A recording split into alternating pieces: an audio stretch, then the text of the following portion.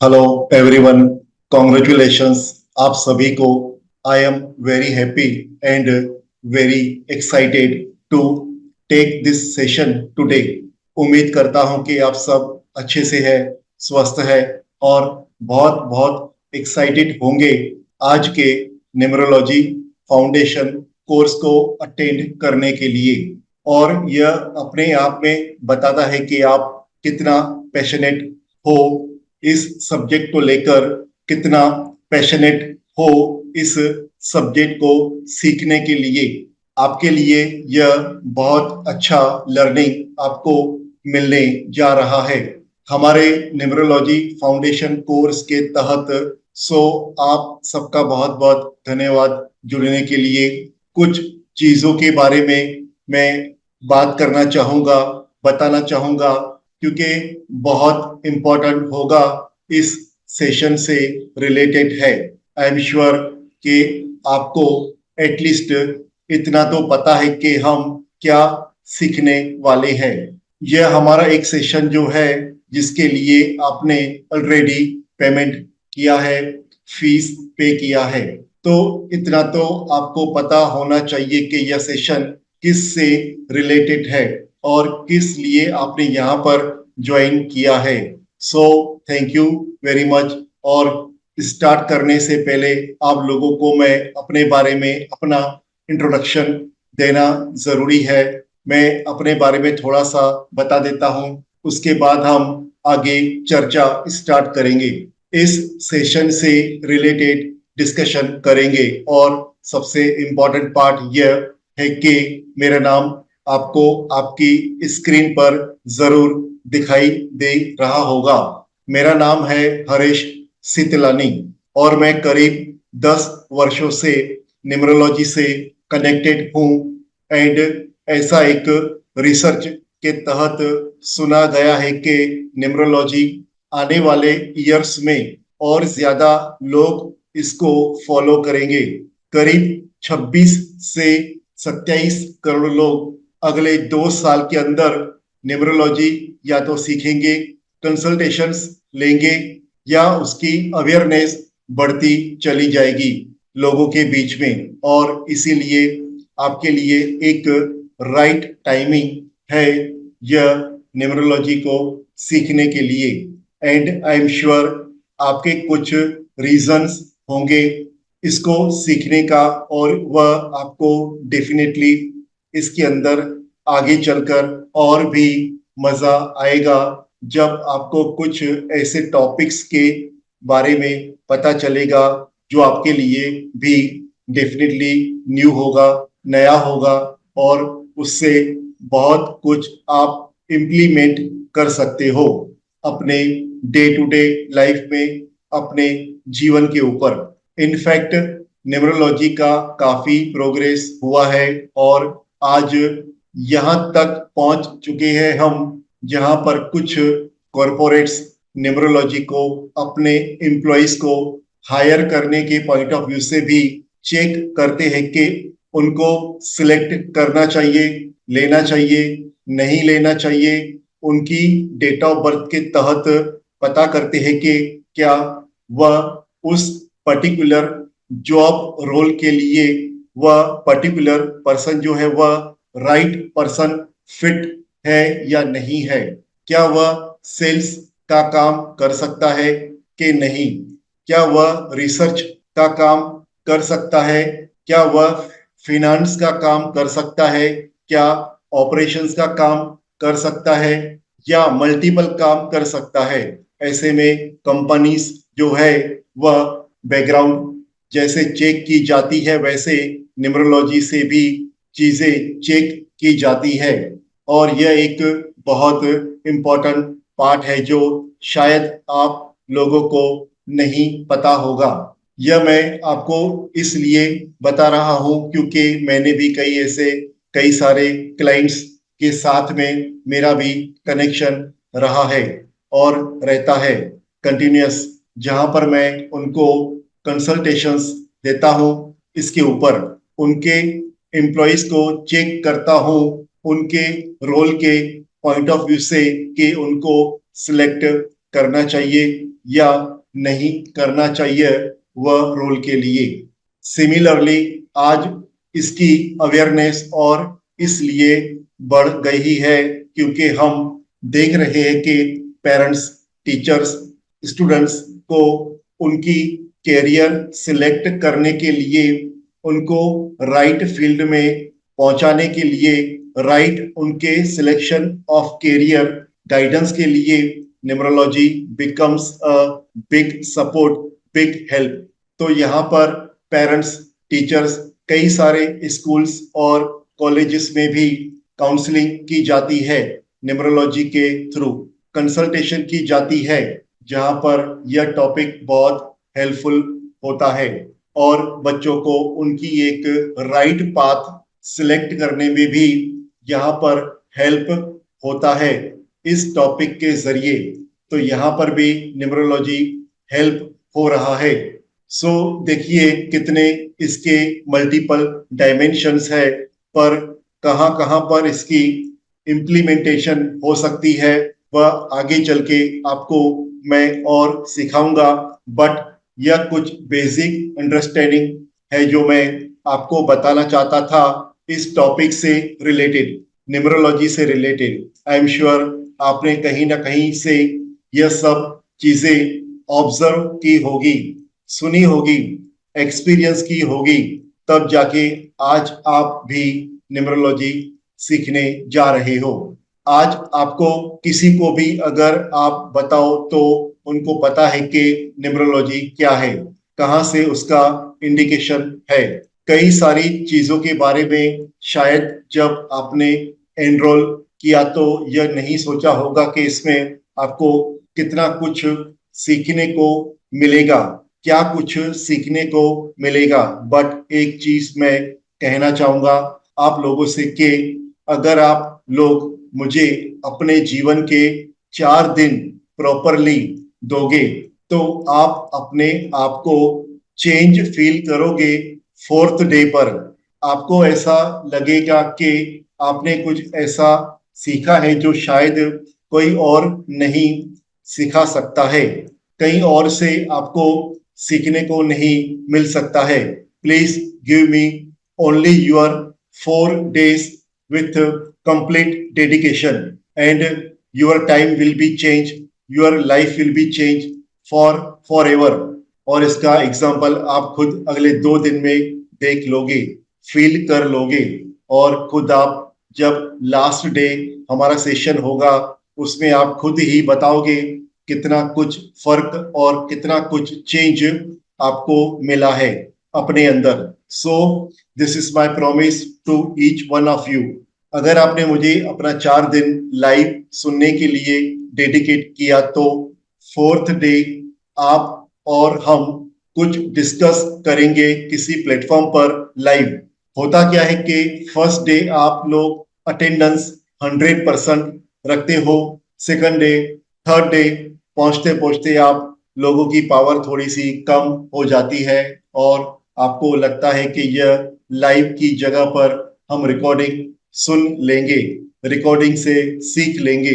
Recording आपको जरूर session की एंड में दूंगा, बट वही होता है कि आपने किसी कहीं से नोट्स उठा लिया, नोट्स पढ़ लिया और आप समझो कि आप एक्सपर्ट बन जाओगे, तो वह पॉसिबल नहीं है। कई सारी चीजें ऐसी होती हैं जो आपको एक राइट लाइव एटमॉस्फेयर पर सीखने को और मजा आता है। तो अगर आप लाइव एटमॉस्फेयर के साथ एक प्रॉपर डेडिकेशन के साथ, जैसे क्लासरूम में पढ़ाई किया जाता है टाइमिंग के साथ, उस तरह से अगर सेम अप्रोच लगाओगे, अगर आप 4 दिन मुझे सुनोगे तो 4th डे आप शायद मेरे और करीब आ जाओगे और शायद उसके बाद आप इस सब्जेक्ट से कभी दूर नहीं भागोगे और इसके बाद शायद आप भी एक अपना इसको प्रोफेशन बना सकते हो, अर्निंग बना सकते हो, part time income, full time income बना सकते हो। चाहे जो भी आपकी रिक्वायरमेंट है वह फुलफिल होते हुए आपको दिखेगी। बट अगर आपने लेट के टांगों को ऊपर लटका के या फैला के और एकदम आराम से कैजुअल अप्रोच के साथ में अगर आपने 4 दिन के सेशन को अटेंड किया, इवन अगर आप लाइव हो तो उसमें बहुत ज्यादा रस नहीं मिलने वाला है। और अगर आपको रियली में जैसे गाइडलाइंस दे रहा हूँ, जैसे जैसे चीजों को गाइड करूंगा, वैसे अगर आप फॉलो करोगे तो मैं पक्के से लिख के दे सकता हूं कि you will be the change person on the 4th day. और आप खुद भी बिलीव नहीं करोगे कि क्या आप यह कर सकते थे, क्योंकि मेरे को यहाँ पर आपके मैथमेटिक्स की नॉलेज नहीं चाहिए। मुझे आपकी यहाँ पर कोई प्रायर नॉलेज या एजुकेशन नहीं चाहिए या क्वालिफिकेशन नहीं चाहिए। मुझे सिर्फ और सिर्फ 2 चीजें चाहिए आपसे। उसमें से पहला यह कि आपकी 4 दिन का लाइव कमिटमेंट, उसके बाद आपकी प्रॉपर जो भी मैं डेडिकेशन मैं कह रहा हूं वह डेडिकेशन देना, और जो मैं आपको जैसे प्रैक्टिस करने के लिए कहूंगा उनको फॉलो करना है। बस इससे ज्यादा मुझे कोई डेडिकेशन की जरूरत और कोई नॉलेज की जरूरत, कोई क्वालिफिकेशन की जरूरत नहीं है। अगर आप यह मुझे देने के लिए रेडी हो तो मैं लिख के दे सकता हूं कि आप अपने आप को फील करोगे बिल्कुल डिफरेंट, पूरी तरह से अलग ऑन द 4th डे। और शायद आपको आपकी एरिया में, आपके घर में, आपकी सोसाइटी में, आपके फ्रेंड सर्कल में लोगों के अंदर आपकी रिस्पेक्ट जो है वह कई गुना ज्यादा बढ़ जाएगी। This is my promise to each one of you. और अगर आप मुझे यह प्रॉमिस देते हो तो आप देखिएगा 4th day good change with in you, you will see. मैं यहाँ पर सेशन स्टार्ट करता हूँ उससे पहले मैं कुछ रूल्स बता दूं कि आपको इसे प्रैक्टिस कैसे करना है, इसे स्टार्ट कैसे करना है। आपको कुछ डेट ऑफ बर्थ सिलेक्ट करने हैं। बिना डेट ऑफ बर्थ के तो आप कैलकुलेशन नहीं कर सकते हो। अब आपको करना क्या है, आपको 3-4 category of date of birth select करने हैं। पहली कैटेगरी जो होगी वह ऐसे लोगों की होगी जिसमें 3-4 डेट ऑफ बर्थ आपको सिलेक्ट करना है, जो आप उनको बहुत अच्छे से जानते हो, जैसे आपकी वाइफ, आपके हस्बैंड या आपके फैमिली मेंबर्स, क्लोज रिलेटिव्स, जिनको आप बहुत ही अच्छे से जानते हैं। बहुत अच्छे का मतलब है इन एंड आउट जानते हो। ऐसे 3-4 डेट ऑफ बर्थ आपको सिलेक्ट करने हैं in the first category. Second category में आपको 3-4 ऐसे डेट ऑफ बर्थ सिलेक्ट करने हैं जिनको आप बहुत कम जानते हो।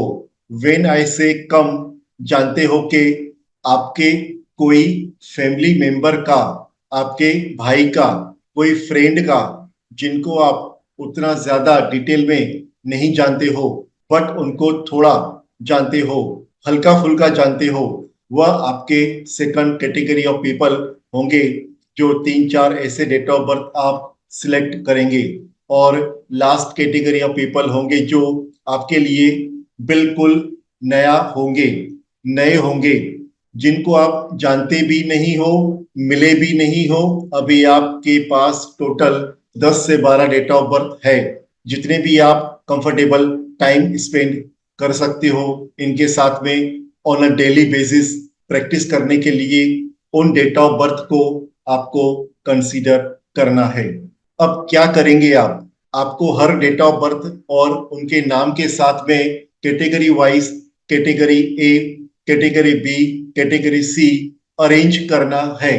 तो जो कैटेगरी है उनके साथ उनका नाम और उनका डेट ऑफ बर्थ, यह आपको हर डेट ऑफ बर्थ के साथ में लिखना है।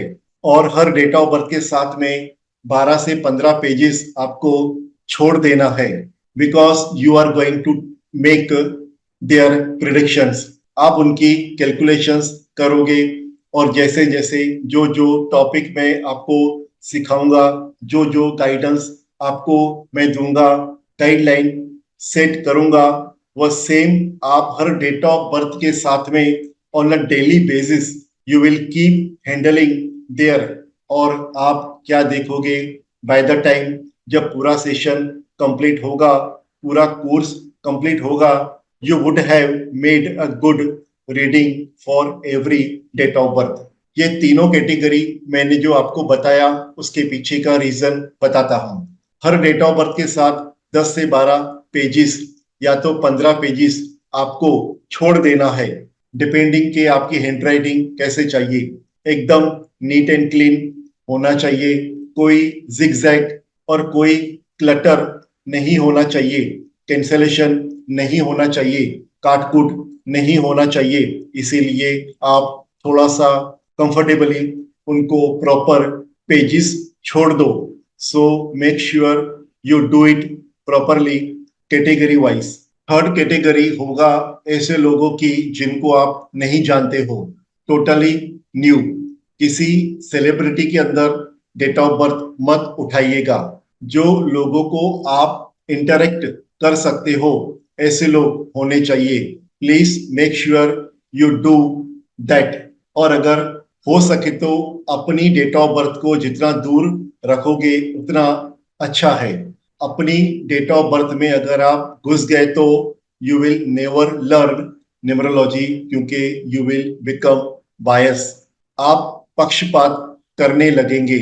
आप अपनी खुद की डेट ऑफ बर्थ के अंदर जब रहोगे तो उसी को आप हर चीज के अंदर अपनी डेट ऑफ बर्थ के अंदर कैलकुलेट करोगे। हर चीज को आप अपनी डेट ऑफ बर्थ से कंपेयर करोगे and you are not learning, you are actually trying to find your own self which is not right. चाहो तो आप अपनी डेट ऑफ बर्थ को लास्ट में लिख दो, बट प्रोवाइडेड आप उसको सिर्फ एज अ प्रैक्टिस यूज करो, क्योंकि हम अपने लिए बाइस्ड होते हैं। सो इसीलिए आपको अपने लिए अपनी डेट ऑफ बर्थ को दूर रख दीजिए। बाकी आप लर्निंग के पॉइंट ऑफ व्यू से इन डेट ऑफ बर्थ को सिलेक्ट करें। जो मैंने 3 category of date of birth बताई आपको। फर्स्ट कैटेगरी ऑफ पीपल, जो आपका पूरा का पूरा कोर्स कंप्लीट हो जाएगा, उसके बाद में जब आप उनके साथ बैठोगे उनकी रीडिंग करने के लिए, उनकी कंसल्टेशन करने के लिए, तो जब फर्स्ट कैटेगरी ऑफ पीपल होंगे उनके पास जब आप जाओगे उनकी रीडिंग बताने के लिए, तो they will bring your confidence level down. वह आपके कॉन्फिडेंस को डाउन करेंगे। क्यों आप बताइए? क्योंकि आपको बोलेंगे कि आप तो मुझे जानते थे, आप मुझे इन एंड आउट जानते हो, इसीलिए आपने यह कंसल्टेशंस जो दिया है वह आपके लिए आपको नोन है, आप पहले से ही जानते हो, आपके लिए फर्स्ट टाइम नहीं है। You are aware for that. और वह आपको लगेगा कि यार मैं सीखने के बाद भी मेरी कोई बात नहीं मान रहा है, मैं तो डेट ऑफ बर्थ से रीडिंग निकाला हूं, but you know it, they don't know it.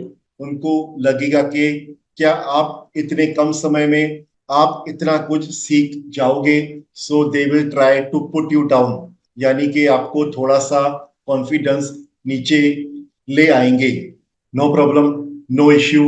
आपको पता है कि आपने राइट चीजें की है, that you know, and that is why you don't have to worry.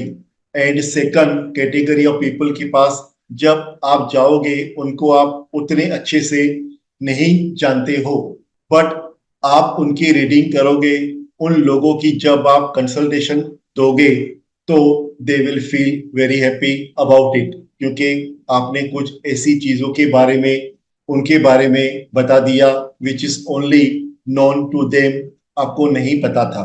अब यहाँ से आपकी कॉन्फिडेंस लेवल बढ़नी चालू हो जाएगी और वो लोग बोलेंगे यार very nice, very good job, बहुत अच्छा किया। और वो लोग आपकी कॉन्फिडेंस बढ़ाएंगे, आपकी तारीफ करेंगे, आपकी आपको इम्प्रेस फील करवाएंगे, और वो आपके पास में और लोगों को भेजेंगे, जरा इनका भी कर दो, जरा इनका भी बता दो। और that is where your things will start earning के पॉइंट ऑफ व्यू से भी धीरे धीरे चीजें ओपन होने लगेंगी. So that is a second category. Third category में क्या होगा? थर्ड कैटेगरी जिसको आप मिले नहीं हो, जानते नहीं हो, वह लोग आपकी कॉन्फिडेंस को चार चांद लगा देंगे, because they are the ones who are going to be very critical and candid, means sincere for you. बहुत ही ज्यादा कैंडिड फीडबैक देंगे क्योंकि आप उनको जानते नहीं थे. They are first and for them also you are first. First time आपको लगेगा कि यस, मैं कुछ करके दिखा रहा हूं. आपकी कॉन्फिडेंस जो एकदम हाई होगी और वहां से आपकी जर्नी स्टार्ट हो जाएगी न्यूमरोलॉजी में. चाहे वह पार्ट टाइम जर्नी हो, चाहे वह फुल टाइम जर्नी हो, मतलब आपने झंडे गाड़ दिया है ऐसा समझना. वह आपको फील कराएंगे कि yes you can do it, और फिर देखिएगा आपकी जर्नी वहां से कैसे टेक ऑफ करेगी. ये कोई सिखाता नहीं है, कोई बताता नहीं है. एक टीचर का, मेंटर का फर्ज होता है कि एक स्टूडेंट को राइट बेस्ट स्टूडेंट कैसे बनाया जाए, हर स्टूडेंट के लिए बेस्ट लर्निंग कैसे प्राप्त कराई जाए. जो आपके साथ में बता रहा हूं, अगर आपने इनको राइट फॉलो किया, you will be totally different in the next few days. खुद आप अपने आप को आईने में देख के बोलोगे कि क्या मैं ही था जो 4 दिन पहले, या कोई और था. आप नंबर्स को सही तरह से पढ़ना सीख जाओगे, देखना सीख जाओगे. आपका नंबर्स को देखने का नजरिया बदल जाएगा. It is just matter of 4 days. आज पहला दिन तो ऑलरेडी आप अटेंड कर रहे हो. In the next 3 days you will see the difference very very clearly. सबको समझ में आ गया जो मैंने अब तक आपको बताया है. आई होप आपके दिमाग में एकदम खोपड़ी में अंदर तक जाना चाहिए, फेविकॉल की जोड़ की तरह चिपक जाना चाहिए. वैसे जाकर चिपकना चाहिए. और जितना हो सकता है बच्चों की रीडिंग करने की जरूरत नहीं है, बिकॉज उनकी क्या रीडिंग करोगे आप? उनकी ना लाइफ स्टार्ट हुई है, ना करियर स्टार्ट हुआ है, ना जॉब स्टार्ट हुआ है, ना कुछ रिलेशनशिप स्टार्ट हुआ है. तो बच्चे जिनकी उम्र 20-22 साल के नीचे के लोगों की आप रीडिंग मत करिए. जितना हो सकता है 24-25 के ऊपर प्लस वालों की, जो कि मोस्टली प्रोफेशनली इस्टेब्लिश्ड हो गए होंगे, उनकी रीडिंग करिए ज्यादा अच्छा. So I hope you got it. So thank you very much. अभी तक आपने मुझे सुना.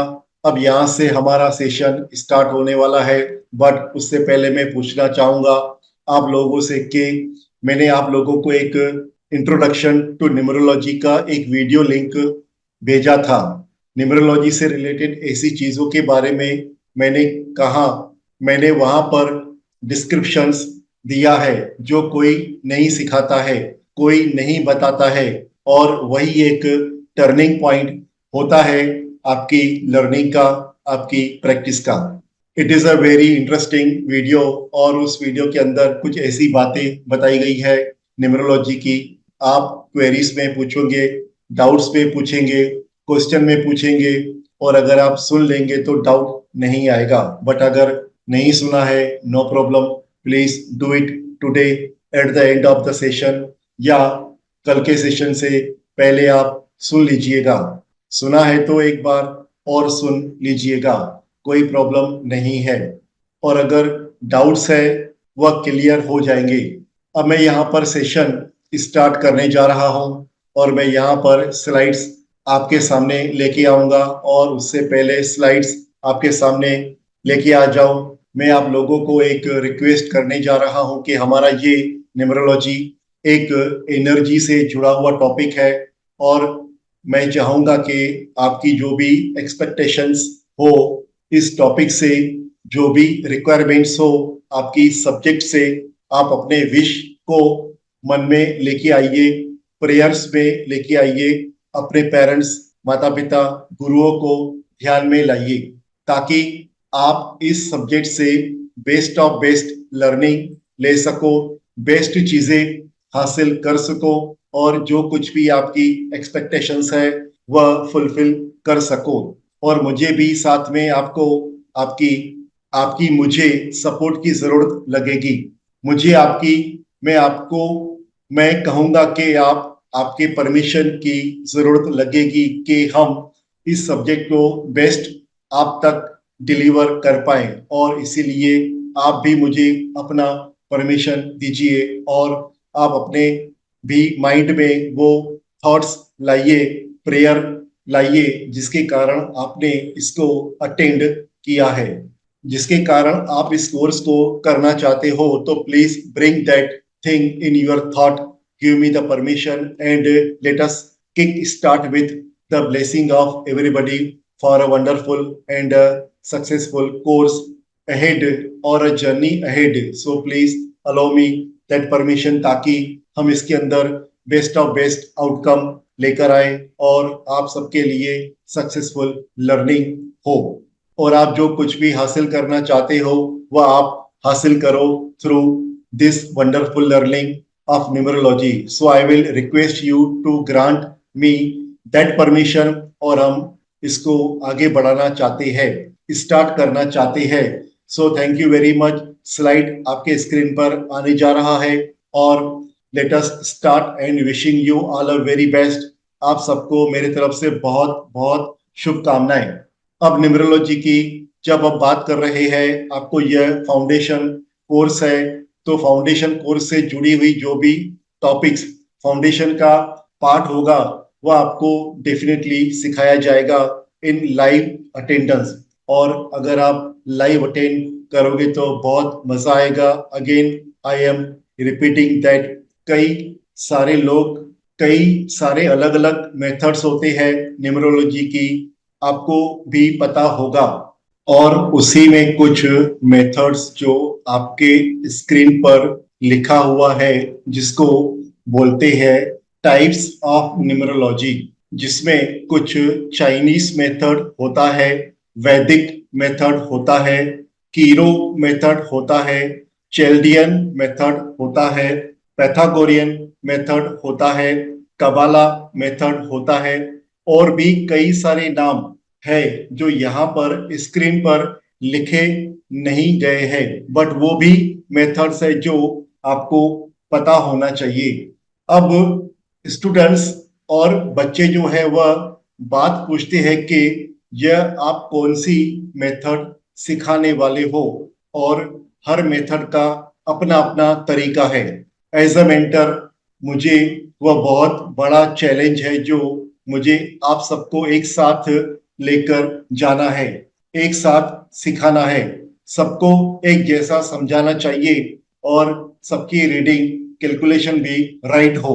प्रैक्टिस करने के बाद आपके अच्छे रिजल्ट्स आए और आप अच्छे से इसको इम्प्लीमेंट कर पाओ, तो इन सब को टोटलिटी में देखते हुए मैंने इसके अंदर कई सारी इम्प्रूवमेंट और कई सारे रिविजन्स किए टाइम टू टाइम, और जब मैंने कई सारे इम्प्रूवमेंट्स और रिविजन्स करे हैं, तो यहाँ पर मैंने एक राइट मेथड चूज किया जो आप फॉलो कर सकते हो, जो आपके लिए इजी भी हो, सिंप्लीफाइड भी हो, और आज के समय इतना टाइम आपके पास नहीं है कि आप घंटे 2 घंटे 4 घंटे स्पेंड करो इन्हीं टॉपिक के लिए, क्योंकि आप हो सकता है किसी और काम में ऑलरेडी हो, आपका बिजनेस होगा, पहले से आप कोई जॉब में रहोगे, आपके पास में घर का बहुत सारा रेस्पॉन्सिबिलिटीज है, तो हो सकता है कि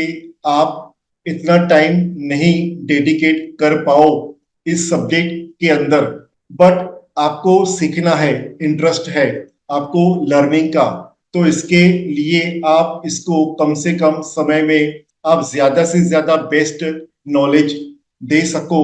तो मैंने क्या किया है, इसे एक बेस्ट मेथड के जरिए आप तक प्रेजेंट किया है, ताकि आपके लिए कैलकुलेशन का मेथड भी इजी हो, इम्प्लीमेंटेशन का मेथड भी इजी हो, टाइम भी आप कम स्पेंड कर सको, और साथ में आपकी प्रिडिक्शन और रीडिंग भी सारी चीजें करेक्ट भी हो जाए।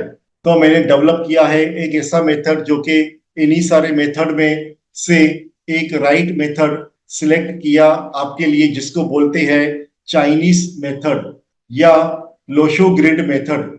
यह बनेगा आपका बेस ऑफ कैलकुलेशन, और उसे आप बड़ी आसानी से बना पाओगे, इजीली बना पाओगे।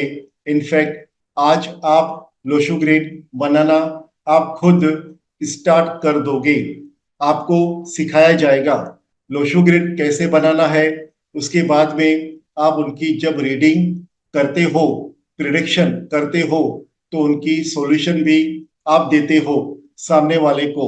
सॉल्यूशन देते हो तो जो सॉल्यूशन का जो मेथड होगा वह हमने यहाँ पर हमारे वैदिक शास्त्रों को यूज किया है।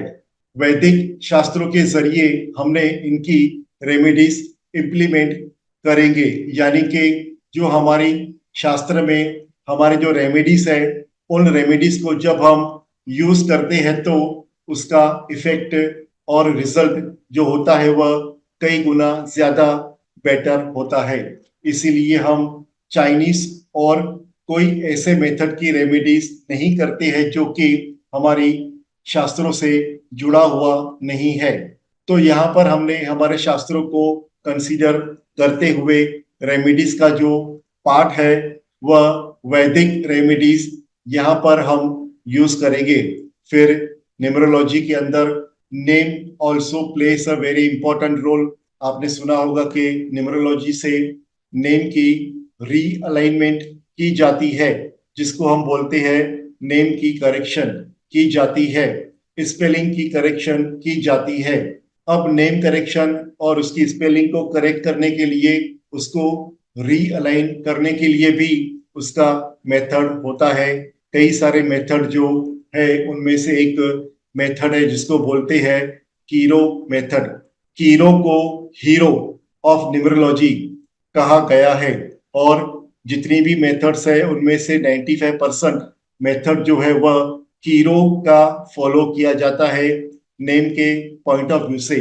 तो आपके लिए क्या हो गया, अब आपको अलग अलग जगह पर जाके अलग अलग मेथड सीखने की जरूरत नहीं है। तो यहाँ पर कीरो का मेथड आपके लिए आ जाएगा नेम के पॉइंट ऑफ व्यू से। अब हालांकि नेम जो है हमारी प्रोफेशनल कोर्स का पार्ट है, बट फिर भी जब हम करेंगे तो वह वाला पार्ट भी यहाँ पर कंसीडर किया जाएगा। नेम के लिए आपका कीरो का मेथड, तो अब क्या हो रहा है, अब आपको एक टोटलिटी मिल रही है। एक ही कोर्स के अंदर एक ही टीचर और एक ही मेंटर के साथ में आपको सारा कुछ नॉलेज एक साथ मिलेगा। एक ही टीचर से डिलीवर करते हुए कुछ पार्ट फाउंडेशन में मिलेगा, कुछ पार्ट आपको प्रोफेशनल में मिलेगा, और इस तरह से आपका सब कुछ एक इजी लर्निंग के हिसाब से होगा, और आपके लिए कोई ज्यादा टाइम स्पेंड करने की जरूरत नहीं पड़ेगी, एफर्ट डालने की जरूरत नहीं पड़ेगी। और जो गाइडलाइंस मैं आपको दे रहा हूँ वो सिमिलर गाइडलाइंस को अगर आप प्रॉपरली फॉलो करेंगे तो, जैसे मैंने कहा कि आप किसी की जब रीडिंग करना स्टार्ट करोगे तो लोग आपके पहले दिन से फैन बन जाएंगे, और आपको एक राइट गाइडेंस भी दी जाएगी कि कैसे आप अपनी एक प्रोफेशनल जर्नी या अर्निंग जर्नी भी स्टार्ट कर सकते हो सकता है आप हॉबी के लिए सीख रहे हो, तो that is also will definitely be the helpful thing for you. मेरे सेशन के एंड होने के बाद आपके सारे डाउट्स क्वेरीज को हम बात करके सॉर्ट आउट करेंगे। चलिए यहाँ पर हम आगे बढ़ते हैं, और आपको भी पता होगा न्यूमरोलॉजी जो है यह एक हमारी डेट ऑफ बर्थ से जुड़ी हुई रहस्य है, जो कि जिसको समझना और अंडरस्टैंड करना बहुत जरूरी है। एस्ट्रोलॉजी के बारे में आप लोगों को अच्छी खासी नॉलेज होगी, हालांकि उसकी कैलकुलेशन की अगर हम बात करेंगे, न्यूमरोलॉजी और एस्ट्रोलॉजी के अंदर थोड़ा सा मैं एक डिफरेंस बता देता हूं। अगर एक डेट ऑफ बर्थ को आप किसी एस्ट्रोलॉजर के पास लेकर जाओगे, 5 एस्ट्रोलॉजर के पास लेकर जाओगे, तो पांचों के पांचों एस्ट्रोलॉजर्स उसी डेट ऑफ बर्थ को 5 टाइप से अलग अलग प्रिडिक्ट करेंगे, यानी कि सबकी प्रिडिक्शन अलग अलग होगी। That is one very common differentiator. और वही अगर 5 न्यूमरोलॉजिस्ट के पास अगर आप एक ही डेट ऑफ बर्थ को लेकर जाओगे, अगर उसको नॉलेज अच्छी है तो दे विल बी मोर और less the same, at least 50 to 70% तक की जो बातें वह करेंगे वह सब सेम करेंगे पांचों numerologist.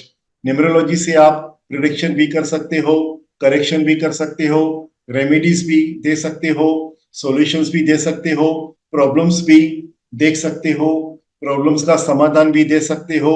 And it is very easy to do it, very easy to learn and very easy to implement. Well, let it be very clear to you. ठीक है, तो कंपैरिजन मत पूछिएगा, आपको मैंने बता दिया। अब एस्ट्रोलॉजी हो या न्यूमरोलॉजी हो, it starts from a date of birth. बिना डेट ऑफ बर्थ के यह पॉसिबल नहीं है। अगर किसी का डेट ऑफ बर्थ नहीं है, किसी के पास डेट ऑफ बर्थ की अवेयरनेस नहीं है, नॉलेज नहीं है, राइट है रॉन्ग है, तो उसको हम आगे बात करेंगे कि जिसके पास डेट ऑफ बर्थ नहीं होती है, करेक्ट नहीं होता है, अवेयर नहीं होता है, नॉलेज नहीं है, डेट ऑफ बर्थ क्या राइट है रॉन्ग है, तो उसके बारे में we will talk about in the professional course, not in foundation course. Time consider नहीं किया जाता है न्यूमरोलॉजी में, टाइम कंसीडर किया जाता है सिर्फ एस्ट्रोलॉजी के अंदर, क्योंकि वहां पर और भी ज्यादा कैलकुलेशंस होती है, इसीलिए वहां पर यूज किया जाता है। यहाँ पर टाइम नहीं कंसीडर किया जाता है, यहाँ पर नेम की कैलकुलेशन की जाती है, एस्ट्रोलॉजी में नेम की कैलकुलेशन नहीं की जाती है। अब क्योंकि कॉमन पार्ट इसका है डेट ऑफ बर्थ, तो date of birth should be real, original, always remember. So coming to the part, यहाँ पर कि जब हम बात करते हैं कैलकुलेशन की, तो एस्ट्रोलॉजी और न्यूमरोलॉजी के अंदर हमारा date of birth has to be very accurate, ये होना जरूरी है, ओरिजिनल होना बहुत जरूरी है। हम किसी और की डेट ऑफ बर्थ से कैलकुलेशन नहीं कर सकते और प्रिडिक्शन नहीं कर सकते। अगर आप किसी का कोई फेक डेट ऑफ बर्थ को, अगर आपने अपना डेट ऑफ बर्थ बना लिया है, तो it is not going to give you results, क्योंकि जब किसी का जन्म होता है उस समय प्लेनेट्स की जो पोजीशन होती है वो आपकी पूरी की पूरी कैलकुलेशन रेडी करके छोड़ देता है कि आपकी इस तरह से कैलकुलेशन होगी, इसकी दशाओं के अकॉर्डिंग भी आपकी रीडिंग होगी।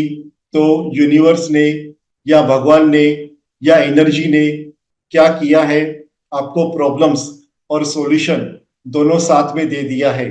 सॉल्यूशंस पढ़ने आना चाहिए, और वह सॉल्यूशंस पर जब आप इम्प्लीमेंट करते हो तो वह प्लेनेट्स आपको उसके रिजल्ट्स देते हैं। कहते हैं ना कि हम ईश्वर को साक्षी मान के शपथ ले रहे हैं कि हमने जो भी कहा, वो जो भी सुना वो राइट है। उसी तरह से जब किसी की जन्म होती है, तब जो ओरिजिनल डेट ऑफ बर्थ होता है वह आपकी प्लेनेट की जो जो पोजीशन होगी उसके बेसिस पर वह आपको रिजल्ट्स देते हैं। उसके बेसिस पर आपकी पूरी की पूरी लाइफ का जो एक पूरा किताब जो है वह लिखा जाता है, और वह किताब फिर पढ़ने आना चाहिए। And we can do this through the numerology. Always remember the real original date of birth is mandatory.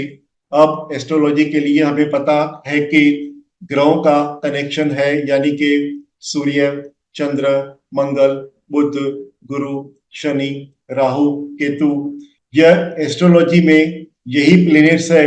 अब इन्हीं प्लेनेट्स को नंबर्स मिल गए हैं, यानी कि 1 नंबर पड़ गया सूर्य को, 2 नंबर पड़ गया चंद्रमा को, 3 नंबर पड़ गया गुरु को मतलब जुपिटर को, 4 नंबर राहु को, 5 नंबर मरकरी को मतलब बुध को, 6 नंबर शुक्र को मतलब वीनस को, 7 नंबर केतु को, 8 नंबर शनि को मतलब सैटर्न को, और 9 नंबर मंगल मतलब मार्स को। यही प्लेनेट को नंबर जब आ गए तो वह न्यूमरोलॉजी बन गया। इनका रिप्रेजेंटेटिव जो होगा वह नंबर से होगा, यानी कि हम 7 की बात करेंगे तो केतु की बात कर रहे हैं, हम 5 की बात कर रहे हैं तो हम मरकरी की बात कर रहे हैं, हम 1 की बात कर रहे हैं तो हम सन की बात कर रहे हैं, हम 9 की बात कर रहे हैं तो मंगल की बात कर रहे हैं। अब 1 नंबर यहाँ पर है, 2 यहाँ पर है, 3 यहाँ पर है, 5 यहाँ पर है, 7 यहाँ पर है। जो नंबर की जहां पर प्लेसमेंट होगी अकॉर्डिंग टू दैट उनका फिक्स्ड एरिया वही है, यानी कि 2 नंबर जहां पर आपको दिखाई दे रहा है हम उसको वहीं पर लिखेंगे, 5 नंबर जहां पर दिख रहा है वहीं पर लिखेंगे, 7 जहां पर दिख रहा है वहीं पर लिखेंगे। अब इंटरेस्टिंग चीज क्या है इसमें, अगर आप नोटिस करोगे कि अगर आप इनको कहीं से भी वर्ड जोड़ेंगे, जैसे 3 नंबर्स को आप साथ में जोड़ेंगे तो उसका टोटल जो आएगा वह 15 आएगा। 4 to 9 को अगर आप जोड़ेंगे तो इसका टोटल आएगा 15। अगर आप 2 5 8 को जोड़ेंगे तो इसका टोटल आएगा 15। कहने का मतलब यह है कि आप किधर से भी वर्टिकली, हॉरिजॉन्टली, डायगोनली जब आप इन नंबर्स को टोटल करते हो तो इनका टोटल आएगा इक्वल टू 15। अब 15 का जो टोटल है वो 1 इज इक्वल टू सन यानी कि सूर्य, और 5 इज इक्वल टू मरकरी, और जब आप दोनों को टोटल करते हो तो यह आता है number 6 which is equal to Venus, which is equal to Shukra. हर चीज का कैलकुलेशन होता है, हर एक का मेथड होता है, वो आपको फॉलो करना है, और जब आपको मेथड समझ में आ जाएगा यह लर्निंग आपके लिए मजेदार हो जाएगी। अब इसको बोला जाता है लोशु ग्रिड, इसको इंग्लिश में लोशु ग्रिड बोलते हैं, चाइनीस इसको लोशु ग्रिड बोलते हैं, वेस्टर्न कंट्रीज इसको न्यूमेरोस्कोप बोलते हैं।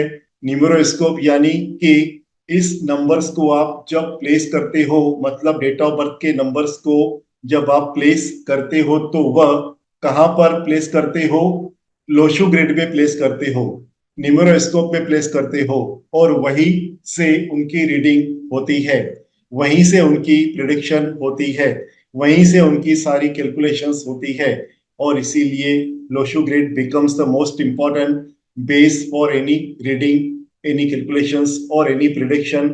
न्यूमरोलॉजी के अंदर हमारा जो ये लोशो ग्रिड मेथड है वो सबसे ज्यादा यूज होता है, और इसको बोलते हैं नॉर्दर्न लोशो ग्रिड या न्यूमेरोस्कोप। यानी कि जब हम किसी की रीडिंग करेंगे तो ये लोशो ग्रिड बनाना बहुत जरूरी है।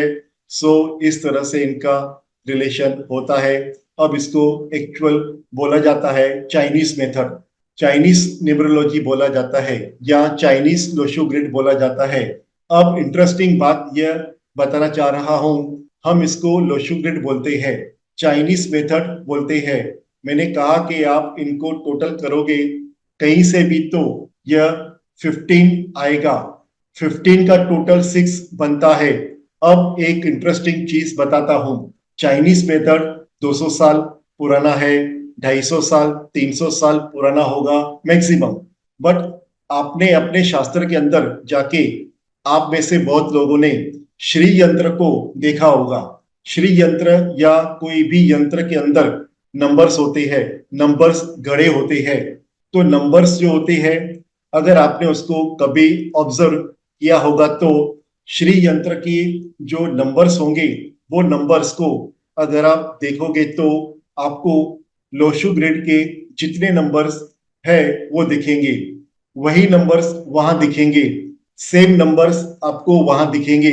अब आप मुझे बताइए कि हमारा श्री यंत्र या हमारा शास्त्र पुराना है या न्यूमरोलॉजी या चाइनीज मेथड या लोशो ग्रिड पुराना है?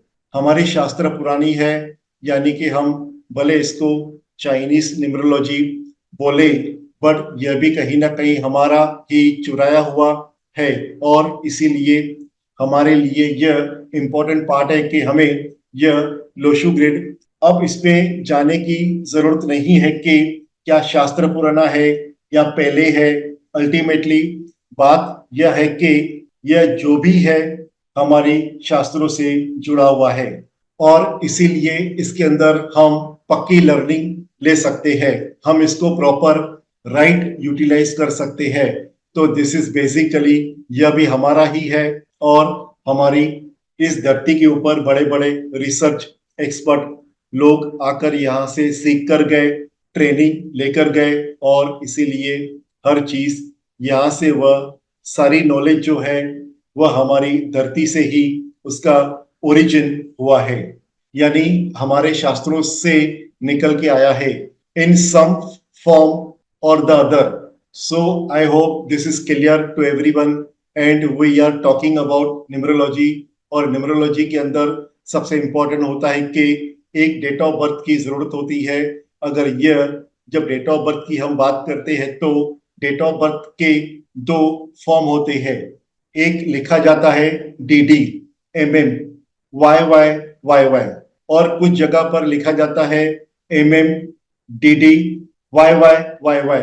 यानी कि आपको डेट हो, मंथ हो, ईयर हो, या मंथ हो, डेट हो, ईयर हो, इसके अंदर कई बार ऐसा होता है, कुछ 19 वाली डेट ऑफ बर्थ होती है, कुछ 2000 वाली डेट ऑफ बर्थ होती है, यानी कि 2000 सेंचुरी और 1900 सेंचुरी कैलकुलेशन सबका एक जैसा होता है, रीडिंग सबका एक जैसा होगा। सो डोंट बी कंफ्यूज्ड के कौन सा कैलकुलेशन करना है, कौन सा नहीं करना है। खाली फर्क इतना ही है, DD is equal to date, यह 2 डिजिट में होता है।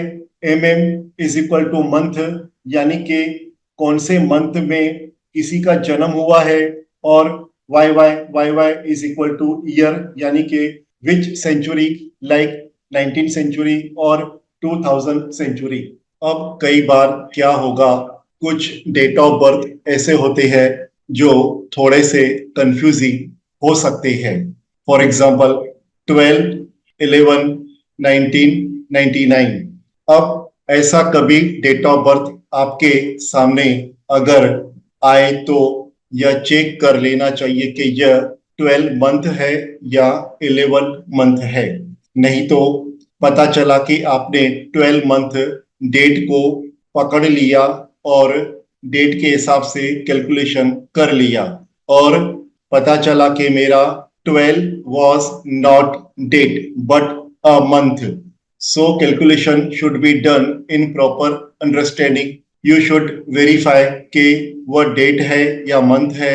लेकिन अगर किसी ने आपको 11, 13, 1999 बताया तो आपको कंफ्यूजन नहीं होना चाहिए, क्योंकि 13 जो है वह कभी भी मंथ नहीं होगा, वह डेट ही होगा। और इसीलिए कुछ वेस्टर्न कंट्रीज में लोग पहले मंथ यूज करते हैं, फिर डेट यूज करते हैं, फिर ईयर यूज करते हैं। अगर ऐसे कोई कैलकुलेशन आपके सामने आ जाए तो मेक श्योर यू वेरीफाइड के आपका डेट पहले है या मंथ पहले, और वह चीज होने से क्या होता है, आपका टाइम बच सकता है एरर होने से। You can save a lot of time. मैंने अपने खुद की गलती से यह चीजें आपको एक्सपीरियंस के साथ शेयर कर रहा हूं, सो दैट आप वह गलती न करो जो दूसरे गलती कर सकते हैं, आपसे भी हो सकता है। इसीलिए इनका थोड़ा सा ध्यान रखिएगा, it is very very important. और डेट ऑफ बर्थ हमेशा ओरिजिनल है या नहीं है, you should confirm first. Certificate में कोई कोई अलग डेट ऑफ बर्थ लिखते हैं, you have to verify that is a right date of birth that is there which you have got. कई बार लोग अपनी सर्टिफिकेट की डेट ऑफ बर्थ दे देते हैं और रियलिटी में कोई और डेट ऑफ बर्थ होता है। So there you may go wrong. These are common mistakes people will not tell you, teachers will not tell you, mentor will not tell you, and you need to know. और बाद में आपको वही होता है कि आपकी रीडिंग गलत क्यों आ रही है, प्रिडिक्शन गलत क्यों आ रहा है, मैच क्यों नहीं हो रहा है, बिकॉज आपने यह बेसिक चीजों को फॉलो नहीं किया है. So it is very very important. चलिए अब आगे बढ़ते हैं. आई थिंक आपको कुछ क्लियरिटी मिल रही है, कंसेप्ट क्लियर हो रहा है. तो अगर हम डेट ऑफ बर्थ की बात करते हैं तो इस डेट ऑफ बर्थ से दो तीन चीजें निकल के आती है, दो तीन ब्रांचेस निकल के आती है. पहला होता है जब हम डेट ऑफ बर्थ को ब्रेक करते हैं तो इनके अंदर से, ब्रेक का मतलब ये हो गया कि हथौड़े से तोड़ते नहीं है, हम इसकी कैलकुलेशन करते हैं. तो जब इसकी कैलकुलेशन करते हैं तो इसमें तीन इंपॉर्टेंट नंबर्स निकल के आते हैं, थ्री इंपॉर्टेंट नंबर्स, और उनके अलग अलग नाम होते हैं. लोग अलग अलग नाम से अलग अलग मेथड को बुलाते हैं, अलग अलग मेथड को बताते हैं. फॉर एग्जाम्पल एक मेथड जो निकल के आता है, एक जो नंबर निकल के आता है, तो पहला नंबर जो निकल के आता है जिसको हम बोलते हैं फैट नंबर्स. फिर कुछ लोग बोलते हैं इसको पर्सनैलिटी नंबर, कुछ लोग इसको साइकिक नंबर भी बोलते हैं, कुछ लोग इसको यूनिट नंबर बोलते हैं, कुछ लोग इसको ड्राइवर नंबर बोलते हैं, कुछ लोग इसको head number, unit number, basic number बोलते हैं, कुछ लोग इसको मूल्यांक बोलते हैं, हिंदी में मूल्यांक बोला जाता है. ऐसे अलग अलग नाम होता है. हमें नाम की बात नहीं करनी है कि क्या नाम हो सकता है, बहुत सारे नाम भी हो सकते हैं. आगे जाकर आप जब सीख जाओगे तो आप कुछ अपना नया नाम भी इन्वेंट कर दोगे. नाम इंपॉर्टेंट नहीं है कि क्या नाम है, बट उसका मेथड फॉलो होता है, उसकी राइट मेथड है कि वह इंपॉर्टेंट है, वह आपको सीखना जरूरी है. सो मेक श्योर यहाँ पर कई सारा नाम होगा और हम जो नाम यूज करेंगे वो होगा ड्राइवर. हम ड्राइवर नाम से इसको यूज करेंगे, हम इसको ड्राइवर बोलेंगे. दूसरा जो नंबर निकल के आता है जिसको हम बोलते हैं डेस्टिनी नंबर, इसको लाइफ पाथ नंबर भी बोला जाता है, इसको भाग्यांक भी बोला जाता है, इसको बेसिक नंबर और यूनिट नंबर भी बोला जाता है. कई जगह पर बेसिक लिखते हैं, कई जगह पर यूनिट लिखते हैं, अलग अलग नाम इसको देते हैं. कंडक्टर नंबर भी बोला जाता है, इसको कंपाउंड नंबर भी बोला जाता है, इसको बॉडी नंबर भी बोला जाता है, इसको ब्रेन भी बोला जाता है. ड्राइवर मतलब जो फर्स्ट नंबर है उसको ब्रेन भी बोला जाता है. ऐसे बोला जाता है, हेड बोला जाता है, ब्रेन बोला जाता है, बॉडी बोला जाता है, फिर उसके बाद में कंपाउंड नंबर बोला जाता है. ऐसे कई सारे और नाम भी हो सकते हैं जो आपको समझ में आया सुनाई दे, बट हम जो यूज करने वाले हैं वह होगा कंडक्टर. मैं इसीलिए ये बता रहा हूं क्योंकि कई बार आप अलग अलग नाम जब सुनते हो तो लोग कंफ्यूज हो जाते हैं, अरे ये कैसा आ गया, ये कहाँ से नाम आ गया, या तो मैंने सीखा नहीं है, सर ने ये पढ़ाया नहीं है. Don't be confuse, only right method को समझना जरूरी है, उनकी कैलकुलेशन को समझना जरूरी है. This is most important. जिसमें से तीसरा नंबर जो निकल के आता है इसी डेट ऑफ बर्थ में से, जिसको हम बोलते हैं कुआ नंबर, इसको वास्तु नंबर भी बोला जाता है, इसको एंजल नंबर भी बोला जाता है, इसको सपोर्ट नंबर भी बोला जाता है. इसको हम जो बोलेंगे वो होगा कुआ, के इज इक्वल टू कुआ. डायरेक्शन नंबर भी बोला जाता है. सो ऐसे अलग अलग नाम हो सकते हैं कि आपके सामने भी आएंगे, इसीलिए मैं बोल रहा हूं तो आप नोट कर सकते हो. तो इस तरह से जब हम किसी ओरिजिनल डेट ऑफ बर्थ को ब्रेक करते हैं तो उसमें से एक नंबर निकल के आएगा जिसको बोलते हैं ड्राइवर नंबर.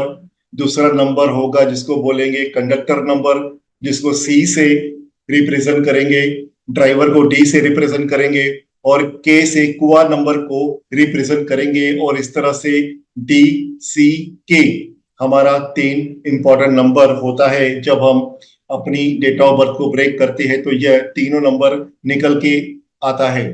अब इसके बाद इसकी कैसे कैलकुलेशन करते हैं वह चीजें हमारे लिए यूजफुल होगी और उसको हम यूज करेंगे।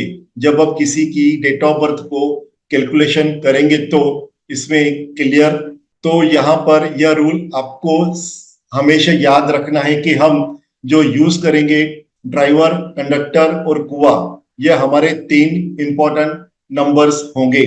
अब न्यूमरोलॉजी के अंदर एक इंटरेस्टिंग चीज जो है मैं आपको सिखाने वाला हूं वह ये कि कुछ रूल्स होते हैं which is very very important, और वह रूल्स ही पूरी न्यूमरोलॉजी का पूरा फंडामेंटल्स है। रूल्स में देखिए दो टाइप का रूल होता है। एक रूल होता है जिसको हम बोलते हैं महारूल। महारूल क्या होता है?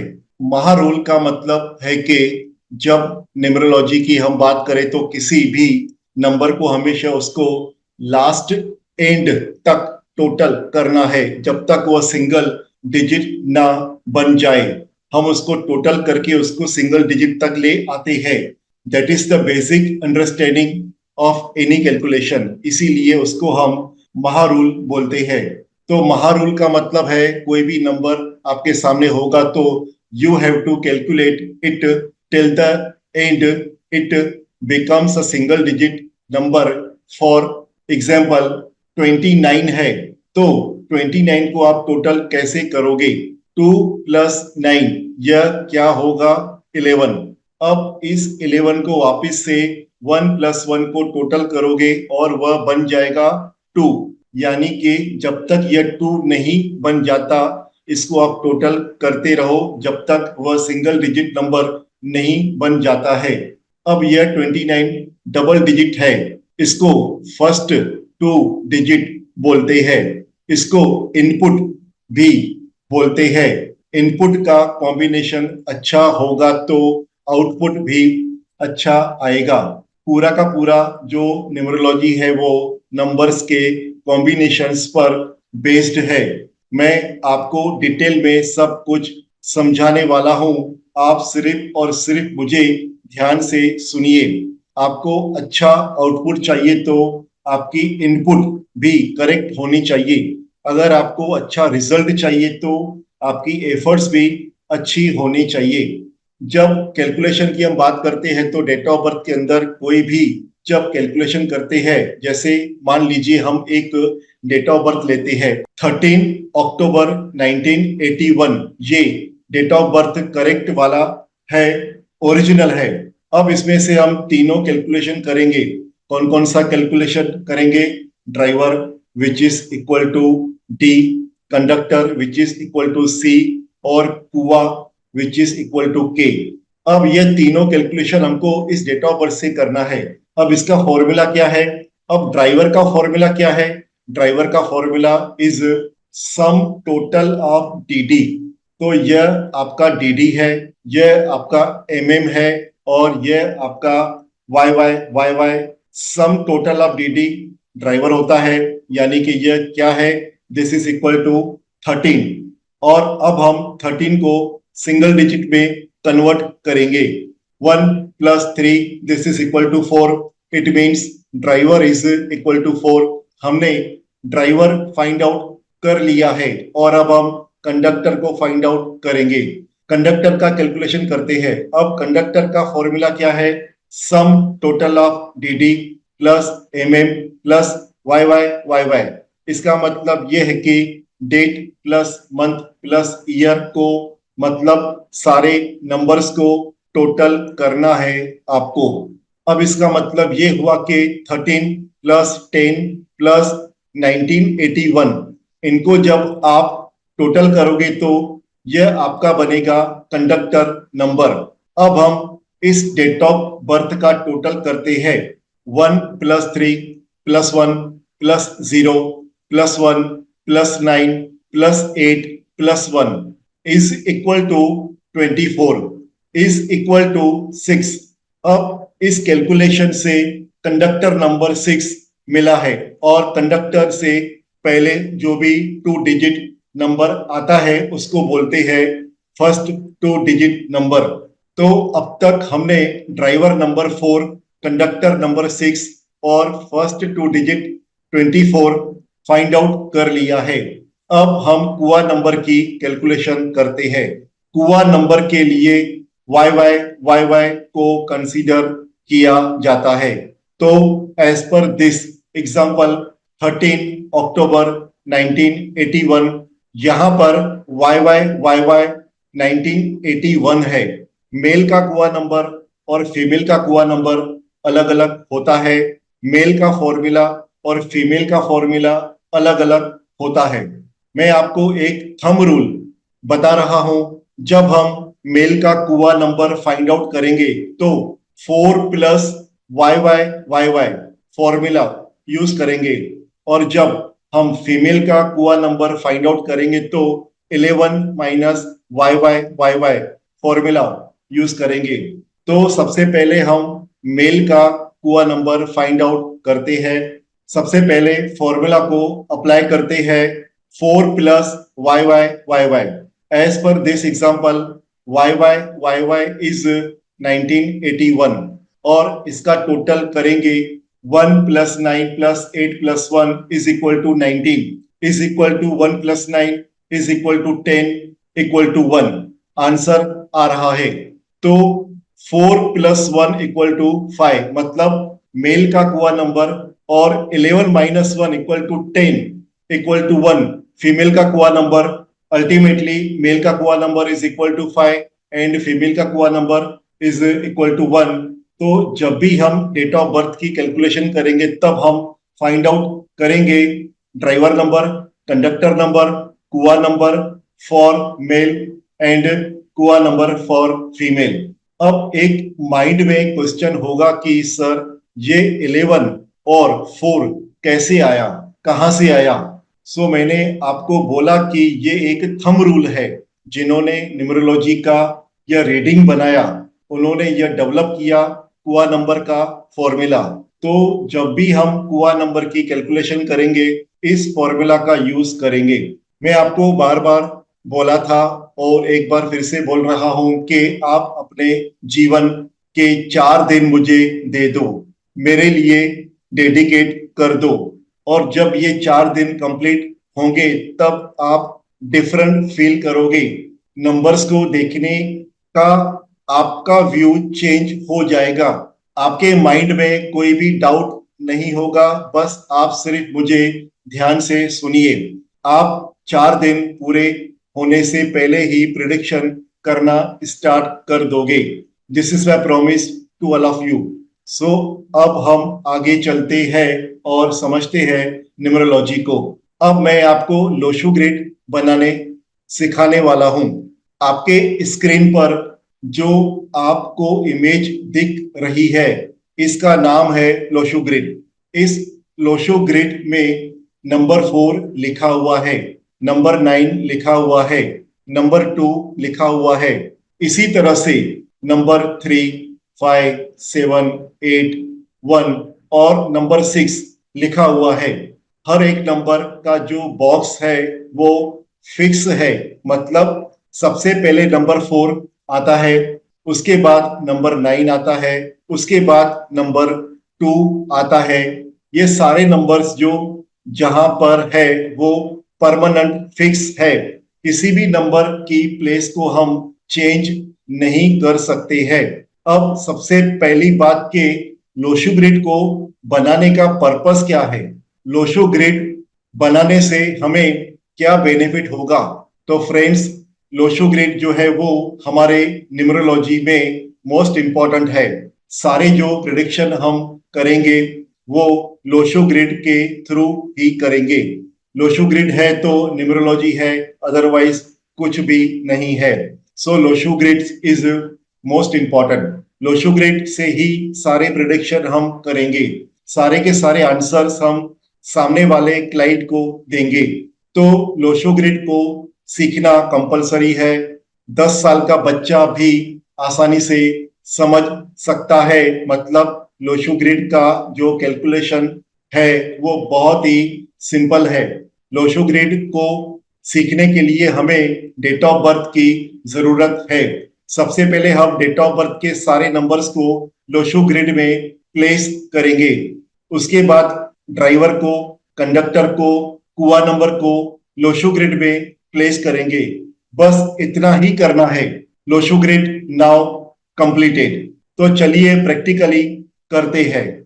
दोस्तों, अब हम समझने वाले हैं बेसिक अंडरस्टैंडिंग फॉर कैलकुलेशन।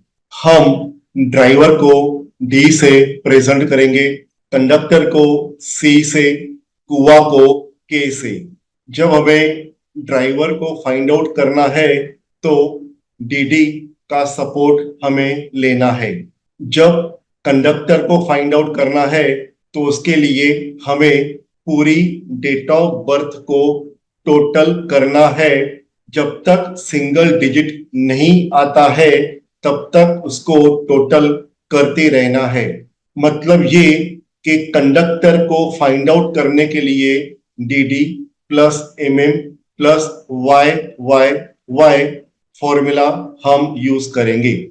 हमें कुआ नंबर फाइंड आउट करना होता है, मेल का कुआ नंबर, फीमेल का कुआ नंबर। उसके बाद लोशो ग्रिड हमें बनानी होती है। स्क्रीन पे एक लोशो ग्रिड मैंने दी हुई है जो फिक्स है। जो नंबर जहां पर है वहीं पे रहता है। जैसे कि 4 नंबर का प्लेस ये फिक्स है, 9 नंबर का प्लेस ये फिक्स है।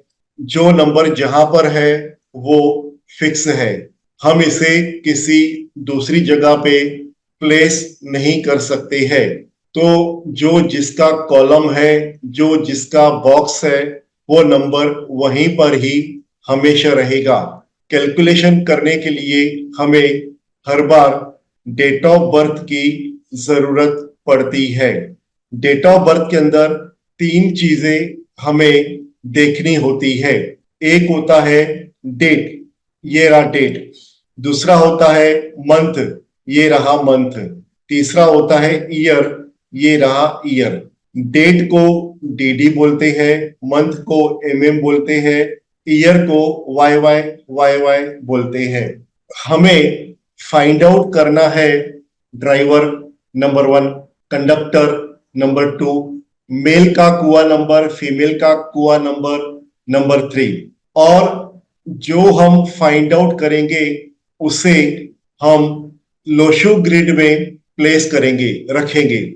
जो डेट ऑफ बर्थ है वो सारे नंबर्स भी हम लोशो ग्रिड में प्लेस करेंगे। हर बार हम एक खाली ब्लैंक लोशो ग्रिड ड्रॉ करेंगे, बनाएंगे, और उसके अंदर जो हमें सपोज डेट ऑफ बर्थ दिया जाता है वो हमें लोशो ग्रिड में प्लेस करना है। तो इस तरीके से हमें आगे बढ़ना होता है। हर बार ड्राइवर को फाइंड आउट करेंगे, कंडक्टर को फाइंड आउट करेंगे, male kua number, female kua number ये फाइंड आउट करेंगे, और जो हमने फाइंड आउट कर लिया उसको लोशो ग्रिड में प्लेस करेंगे, डेट ऑफ बर्थ को लोशो ग्रिड में प्लेस करेंगे। हर बार हमें सिर्फ यही काम करना रहेगा। पूरे कोर्स के अंदर हमारे लिए Lo Shu grid most important role play करता रहेगा। लोशो ग्रिड के आधार पर ही हम किसी की भी कंसल्टेशन, किसी की भी प्रेडिक्शन हम कर सकते हैं। अब हम एक प्रैक्टिकल एग्जाम्पल को समझते हैं। हमें हर बार डेट ऑफ बर्थ दिया जाएगा। जैसे कि डेट ऑफ बर्थ एग्जाम्पल में दिया गया है 12 जून 1977। हमें फाइंड आउट करना है number 1 driver, number 2 conductor, number 3 male kua number, number 4 female kua number. जब हम ड्राइवर को फाइंड आउट करेंगे तो हमें सबसे पहले जो डीडी है उसकी जरूरत पड़ेगी। तो डेट ऑफ बर्थ के अंदर डीडी मतलब डेट जो है वो है 12। तो हमने डी इक्वल टू 1 + 2 = 3, मतलब ड्राइवर का हमने वैल्यू फाइंड आउट कर लिया, ड्राइवर इज इक्वल टू 3। इसके बाद हम आगे चलते हैं। हमारा दूसरा क्वेश्चन ये है कि आपको फाइंड आउट करना है कंडक्टर। तो कंडक्टर को फाइंड आउट करने के लिए हमें क्या करना है, ये जो डेट ऑफ बर्थ है हमें सिर्फ इसका टोटल करना है। जैसे कि हमने टोटल किया 1 + 2 + 6 + 1 + 9 + 7 इज इक्वल टू 33। 33 को भी हम सिंगल डिजिट में लेकर आएंगे तो 3 + 3 इज इक्वल टू 6। तो हमारा कंडक्टर फाइंड आउट हो गया, नंबर 6। आगे चलते हैं। हमारा तीसरा सवाल है कुआ नंबर का। तो जब भी हमें कुआ नंबर को फाइंड आउट करना है तो हमें सबसे पहले मदद लेना पड़ेगा वाई वाई वाई वाई का, मतलब जो डेट ऑफ बर्थ के अंदर ईयर लिखा हुआ है 1977, हमें इसकी मदद लेनी पड़ेगी।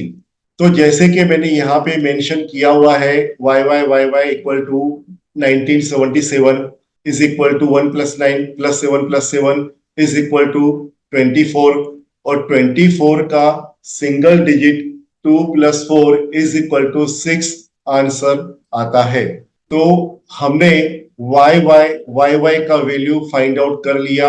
हमने इसका वैल्यू इसके लिए फाइंड आउट किया क्योंकि हमें कुआ नंबर को फाइंड आउट करने के लिए इसकी जरूरत पड़ेगी। आगे चलते हैं।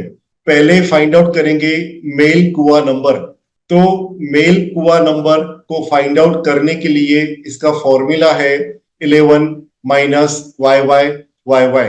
11 के नीचे 11 रखेंगे, माइनस के नीचे माइनस रखेंगे, वाई वाई वाई वाई हमने अभी अभी फाइंड आउट किया यहाँ पे नंबर 6 जो हमने यहाँ पे प्लेस कर दिया।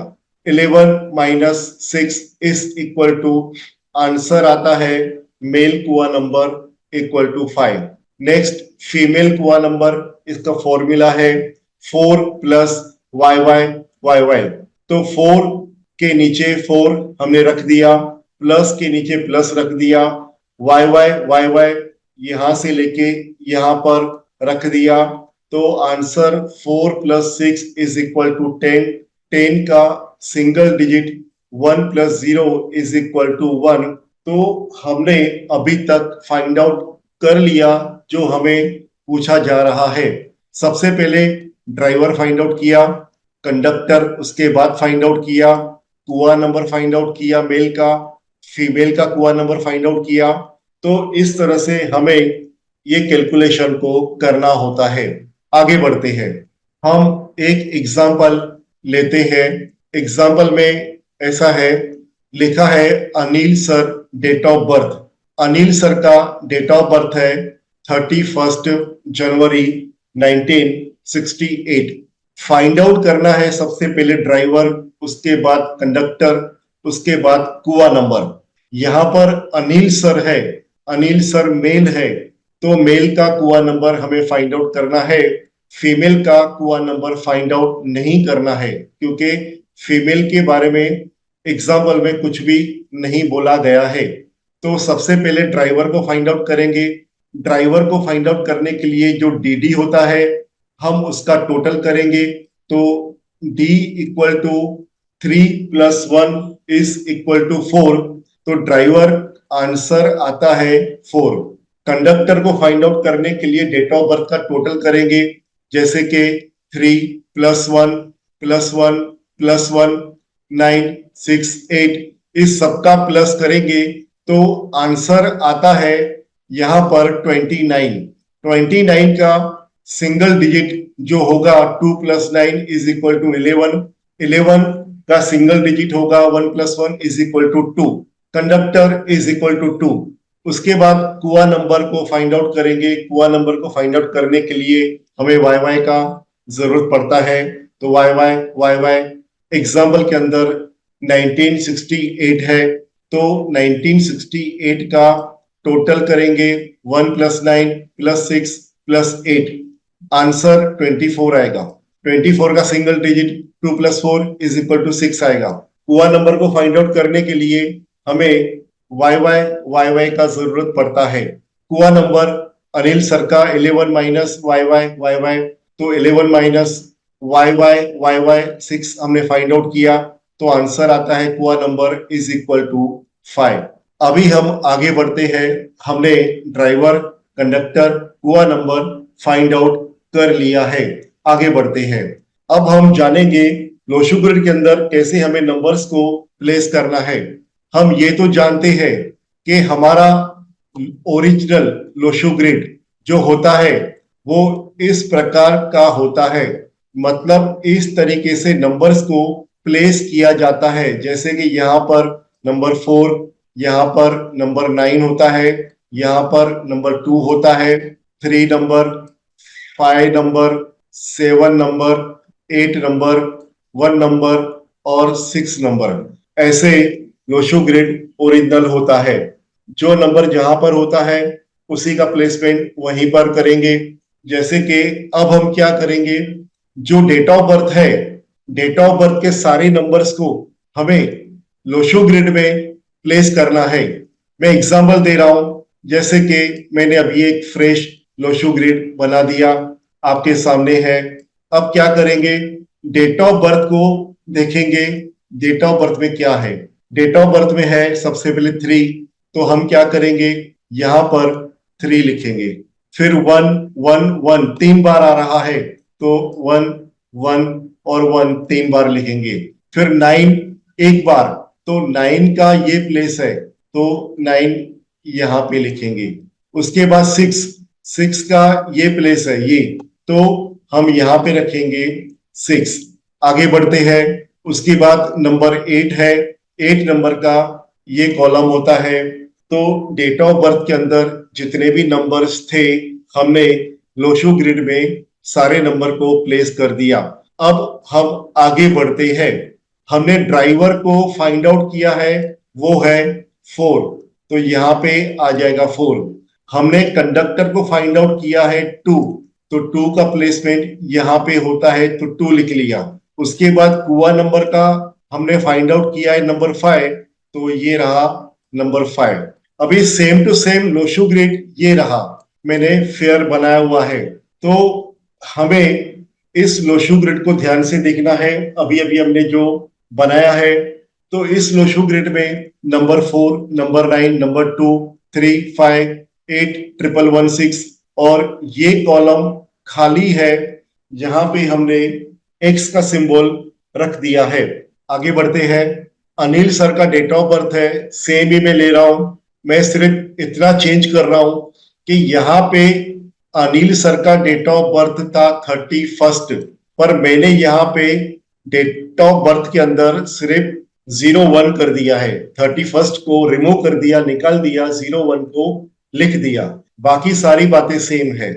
तो इस कंडीशन में क्या होगा, हमें लोशो ग्रिड तो बनाना ही है, ड्राइवर का कंसीडर नहीं करेंगे, कंडक्टर फाइंड आउट करेंगे, कुआ नंबर फाइंड आउट करेंगे, लोशो ग्रिड को बनाएंगे। पर यहां पर हम लोग ड्राइवर कंसीडर नहीं करेंगे।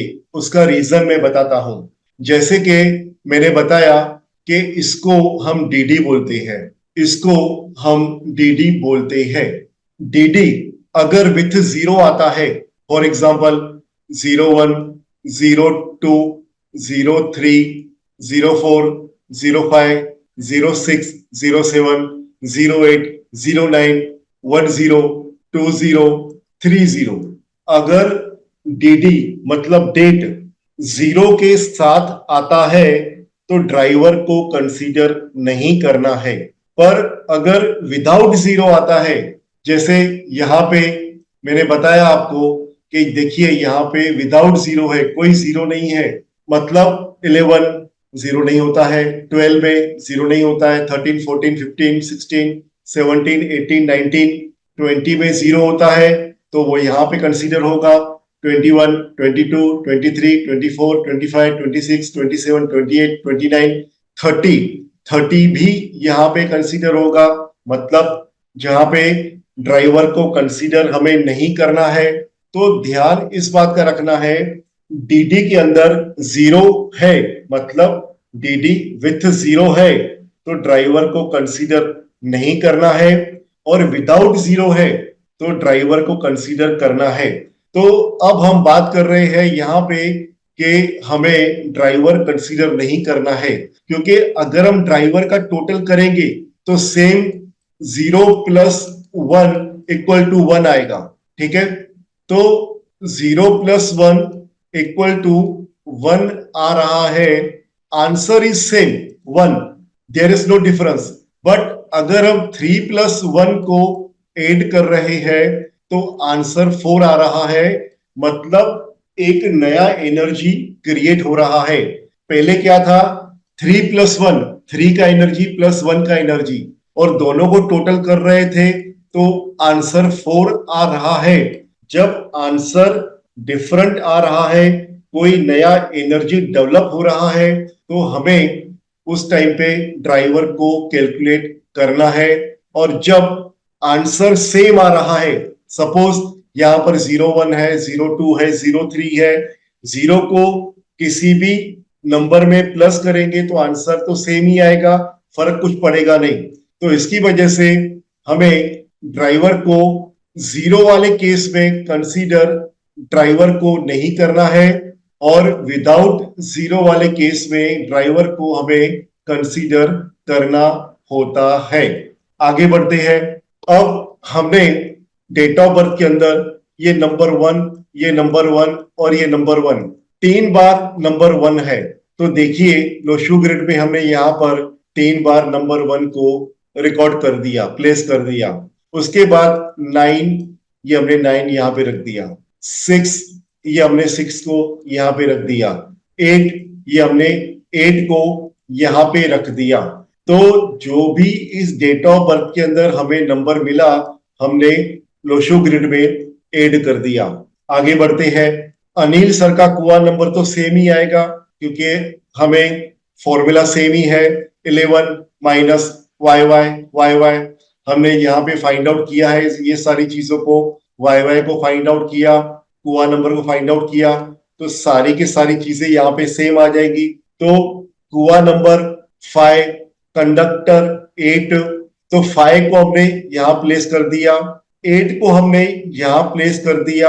8 2 बार हो गया, पर ये वाला कॉलम खाली है, ये वाला कॉलम खाली है, ये वाला और ये वाला कॉलम खाली है। हमने वहां पे क्रॉस चेक कर दिया। तो इस तरह से हमें लोशू ग्रिड को बनाना होता है। इसी एग्जाम्पल के अंदर सपोज फीमेल के बारे में कुछ बोला गया होता तो हम फीमेल का कुआ नंबर भी फाइंड आउट करते।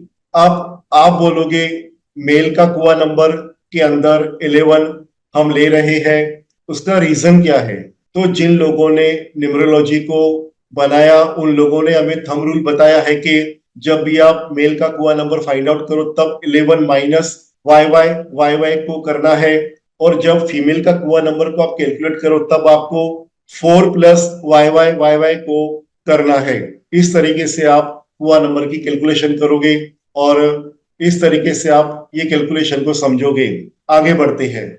आप जो स्क्रीन पे देख रहे हैं ये वही है जो मैंने आपको अभी सिखाया। 01, 02, 03, 04 जो अभी हमने सीखा वही हम रिपीट कर रहे हैं, इसमें नया कुछ भी नहीं है। तो जैसे 01, 02, 03, 04 अप टू 09 अप टू 10, 20, 30 ये मैंने सिखाया। ड्राइवर को कंसीडर नहीं करेंगे। विदाउट 0 आता है जैसे कि 11, 12, 13, 14, 15, 16, 17, ये सारे नंबर्स यहाँ पे लिखे हुए हैं। तो इन कंडीशंस में हम ड्राइवर को कंसीडर करते हैं।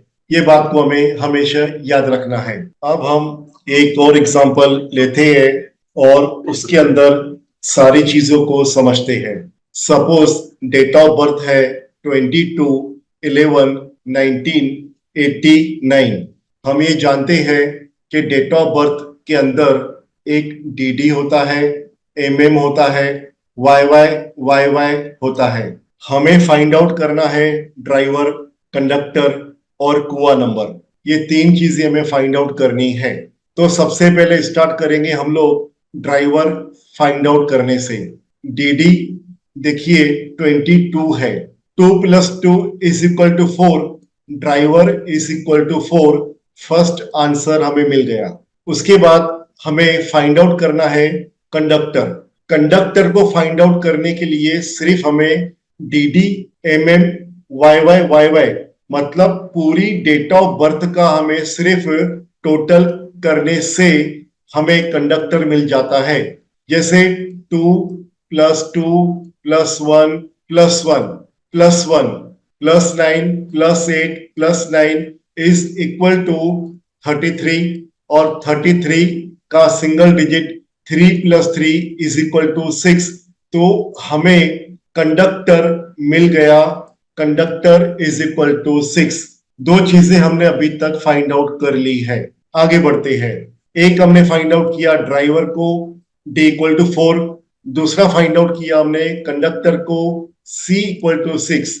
आगे बढ़ते हैं। उसके बाद हमें फाइंड आउट करना है कुआ नंबर मेल का और उसके बाद फीमेल का। कुआ नंबर को फाइंड आउट करने के लिए सबसे पहले हमें चाहिए Y Y Y Y Y Y Y Y क्या है? 1989, 1989। तो 1989 को हम प्लस करेंगे। 1 + 9 + 8 + 9, इसका सिंगल डिजिट आता है 9।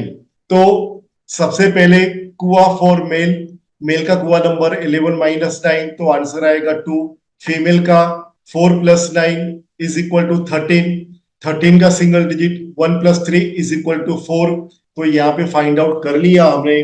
फीमेल का कुआ नंबर 4 आ रहा है, मेल का कुआ नंबर 2 आ रहा है, और ड्राइवर कंडक्टर फाइंड आउट हम कर चुके हैं। तो कुल मिला के अब हमें करना ये है कि एक तो मेल का लोशो ग्रिड बनेगा, एक फीमेल का लोशो ग्रिड बनेगा, और एक एक्स्ट्रा हम लोशो ग्रिड बना रहे हैं जिसको ट्रांसजेंडर ट्रांसजेंडर बोलते हैं। मेल भी नहीं है, फीमेल भी नहीं है ऐसा इंसान। आगे बढ़ते हैं।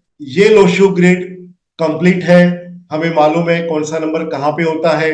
सिर्फ आपको समझाने के लिए मैंने इस लोशो ग्रिड को यहाँ पे प्लेस किया हुआ है। अब स्टार्ट करेंगे। सबसे पहले हम मेल का लोशो ग्रिड पहले हम बनाते हैं।